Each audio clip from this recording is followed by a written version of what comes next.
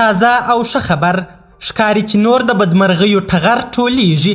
طالبان وایي چې د مقاومت جبهې په سلهاوو کسان له دوی سره یو ځای سول.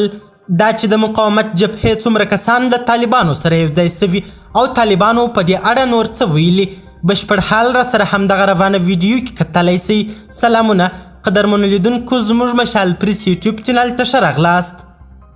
طالبان وایي د پنجشیر په درې ولسوالۍ کې سلګونه مخالفین تسلیم سول. په پنجشیر کې د طالبانو سیمهیز چارواکي وایي چې د دغه ولایت په درې ولسوالۍ کې سلګونه مخالفین له دوی سره یو ځای سوي دي.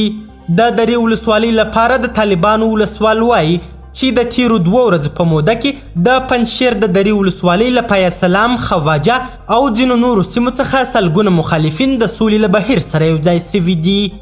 دا په داسې حال کې ده چې ځایي خلکو د طالبانو خلاف د مقاومت ډلې سره د تړاو په تور د سلګونو عامو خلکو د نیولو ادعا کړې ده.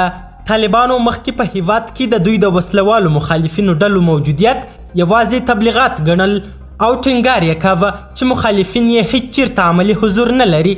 اوس چې یې یوازې د پنجشیر په یوه ولسوالۍ کې د سلګونو وسلوالو مخالفینو د تسلیمېدو خبره کړې، د منتقدینو له نیوکو سره مخامخ او خلکو ته په دروغ ویلو تورن سوي دي.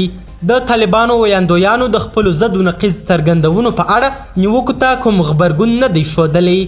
دا په داسې حال کې ده چې نن سراج الدین حقانی نړیوالو ته وویل چې مخالفین دې خبرو ته راسره کښیني، نړۍ دې ملاتړ نه ورڅخه کوي. سراج الدین حقانی د افغانستان لپاره د اروپایي ټولنې ځانګړي استازي توماس نیکولسن سره لیدلي.